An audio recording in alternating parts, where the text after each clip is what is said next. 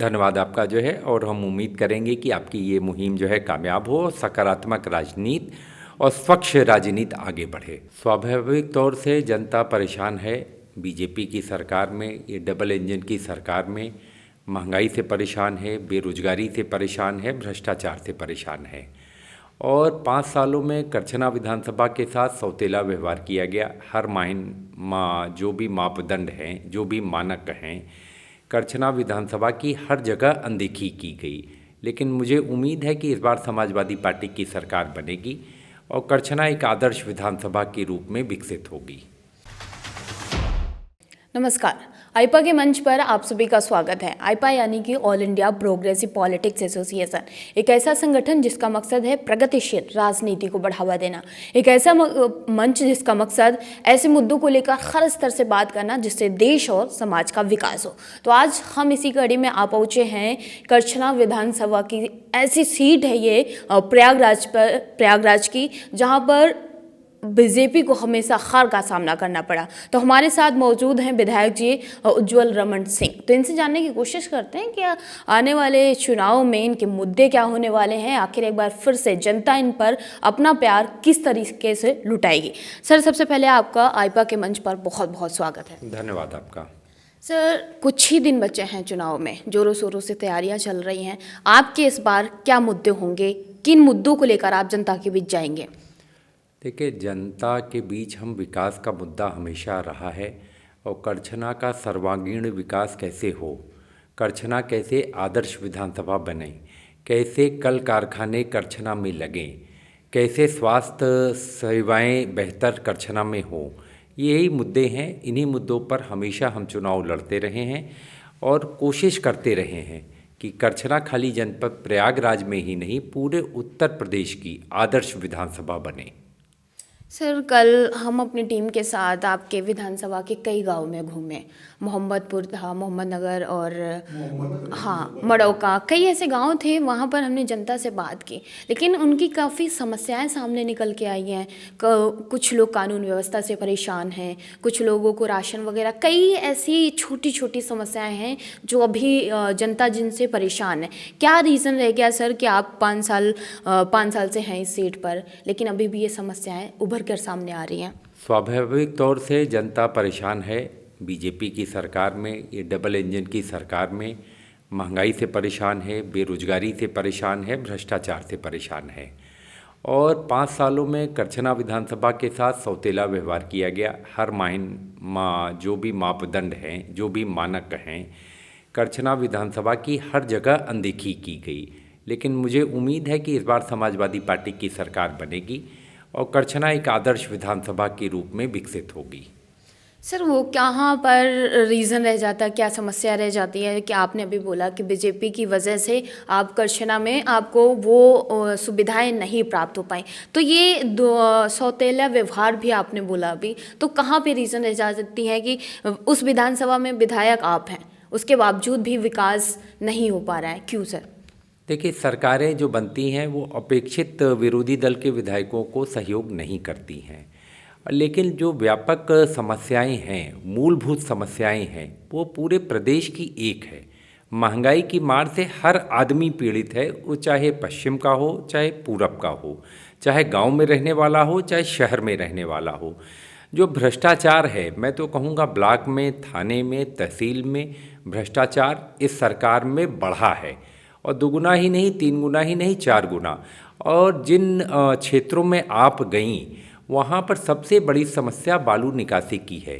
सरकार ने कौशाम्बी में एनजीटी के नाम पर तो बालू निकलवाया, लेकिन इधर जो हमारा जमुना पार का इलाका है, यहाँ बंद किया, जिससे लाखों लोग भुखमरी की कगार पर हैं। जो मजदूरी करते थे, जिनका व्यापार था, जो उसी पर आश्रित थे, वो सारे लोग प्रभावित हैं। तो कहीं न कहीं सरकार ने उदासीनता बरती। अगर इनकी सरकार दिल्ली में भी थी, अगर चाहते तो एनजीटी में अर्जी लगाकर इन नदियों में कहीं न कहीं वो बेहतर व्यवस्था दे सकते थे, जिससे आम आदमी जिसका जनजीवन प्रभावित हुआ हो, इस बड़े पैमाने पर न होता।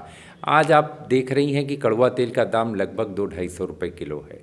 आज 100 रुपये के पार जो है पेट्रोल का दाम, डीजल का दाम, रसोई गैस का दाम 440 से 1000 के पार चला गया। आखिर ये क्या दर्शाता है? आम आदमी की जो आमदनी है वो घटी है, महंगाई बढ़ी है और पूंजीपतियों की पूंजी भी बढ़ी, लेकिन कहीं न कहीं आम आदमी ठगा सा महसूस कर रहा है इस सरकार में। सर, अभी आपने बोला कि बालू की निकासी बंद हुई, कई हज़ारों लोग बेरोज़गार हुए, भुखमरी का शिकार हो रहे हैं। तो अगर आपकी सरकार सत्ता में आती है तो उन लोगों का ध्यान कैसे रखा जाएगा? देखिए, हमने तो पहले कह रखा है, यहाँ पर एक बसवार गांव था, वहाँ पर इस सरकार में नाविकों की नावों को तोड़ा गया और पूर्ण कार्रवाई जो है इन लोगों पर की गई, मल्ला बिरादरी के लोगों पर। तो हमारे राष्ट्रीय अध्यक्ष अखिलेश यादव जी ने समाजवादी पार्टी की तरफ से आर्थिक मदद भी की कि उनकी नावों को बनवाया जाए और पूर्ण सहयोग का आश्वासन राष्ट्रीय अध्यक्ष जी ने दिया है। और जो बालू निकासी की समस्या है, इसको हम एनजीटी में जाएंगे, सरकार का पक्ष रखेंगे और अगर बंद है तो पूरे प्रदेश में बंद है कि खाली हमारे क्षेत्र में बंद है। आप फतेहपुर में बालू निकल रही है, बांदा में निकल रही है, कौशाम्बी में निकल रही है, यहीं पर दूसरे हिस्सों में निकल रही है। खाली एक जगह के लिए एनजीटी नहीं हो सकता, कानून है तो पूरे देश के लिए एक है।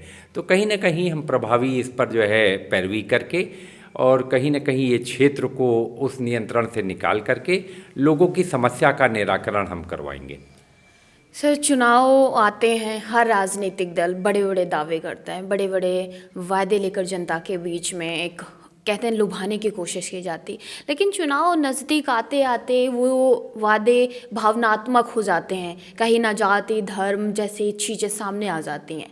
तो सर, अगर आपके जो मैनिफेस्टो में चीज़ें हैं वो जीतने के बाद क्या लागू हो पाएंगी या फिर इसी सरकार की तरह एक उलट होके रह जाएंगे?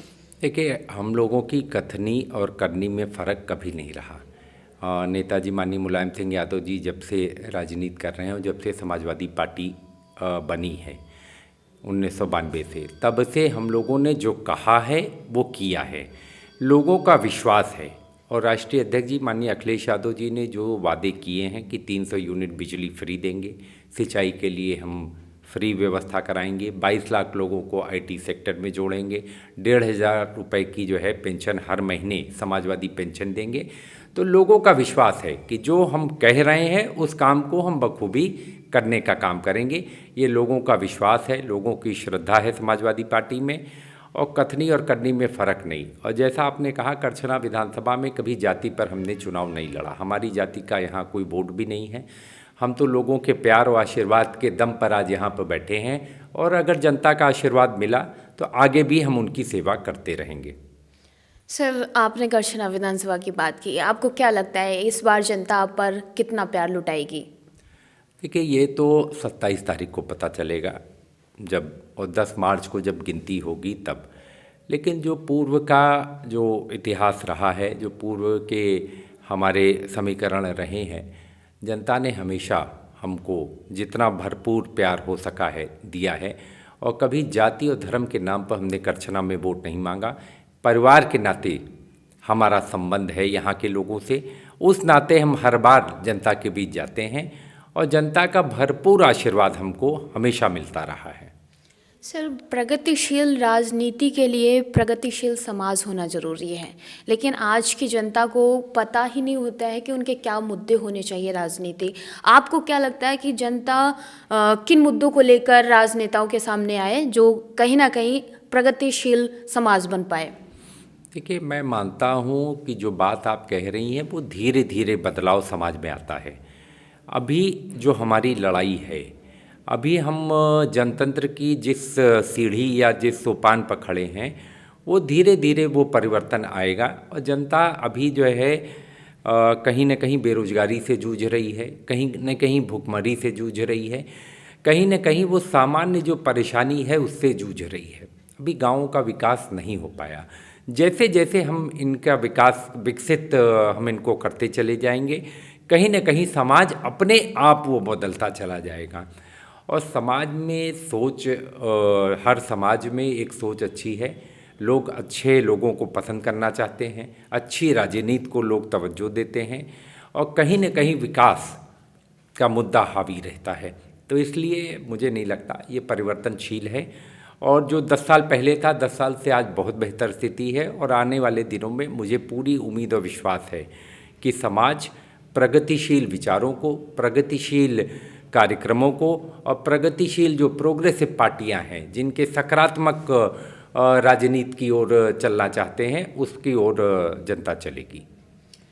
सर, आज की राजनीति में युवाओं की भागीदारी किस कदर बढ़े, क्या वो चीज़ें हों कि युवा अपनी जो राजनीति में दिलचस्पी है उसको दिखाएं। कहीं ना कहीं अगर युवा अपनी आवाज़ को बुलंद करने की कोशिश करते हैं तो उन पे कई एक्ट लगा दिए जाते हैं, उन्हें अंदर कर दिया जाता है। तो इन चीज़ों में बदलाव कैसे आए? देखिए, ये तो भारतीय जनता पार्टी की सरकार युवाओं का उत्पीड़न कर रही है। अब पिछले 5 सालों में देखा कि जो नौकरी मांगने गया उसको लाठियां जो है लखनऊ में मिली, दौड़ा दौड़ा का पुलिस ने पीटा। और जो प्रयागराज की घटना जो है 2 दिन पुरानी है, जिस तरीके से बर्बरतापूर्ण कार्रवाई जो है छात्रों पर की गई, ये निंदनीय है। ये अंग्रेज़ों के शासन की याद दिलाता है और कहीं न कहीं वो मानसिकता को उजागर करता है जिससे भारतीय जनता पार्टी ओतप्रोत है। मैं तो सिर्फ इतना ही कहूँगा कि अबकी का परिवर्तन युवा लाएगा। और समाजवादी पार्टी ने कहा है, हमारे राष्ट्रीय अध्यक्ष जी ने कहा है कि समाजवादी पार्टी के MY का मतलब महिला और यूथ। तो ये 2 हमारी धुरी हैं जिस पर समाजवादी पार्टी को विश्वास है कि कहीं न कहीं परिवर्तन उत्तर प्रदेश में लाएंगी। सर, अभी आपने महिलाओं का जिक्र किया। विपक्षी आयु कह के मौजूदा सरकार लगातार दावे करती है कि आपकी पार्टी में जब आपकी सत्ता आती है तो कहीं ना कहीं महिलाओं की सुरक्षा गड़बड़ा जाती है, महिलाओं को सरेआम उन्हें डर हो जाता है। कहीं ना कहीं इस सरकार में जो महिलाओं की सुरक्षा है बहुत स्ट्रांग हुई, ऐसा कहना है मौजूदा सरकार का। देखिए, दावे अपनी जगह हैं, हकीकत अपनी जगह है। जिस तरीके से उन्नाव की घटना हुई, जिस तरीके से हाथरस की घटना हुई, जिस तरीके से पंचायत चुनाव में महिलाओं की सरेआम इज्जत के साथ खिलवाड़ किया गया, तो ये किसी से छुपा नहीं है। और जो मैं तो कहना चाहता हूँ कि आप खाली NCRB का डाटा उठाकर देख लीजिए। ये सरकार तो डाटा निकालना ही नहीं चाहती।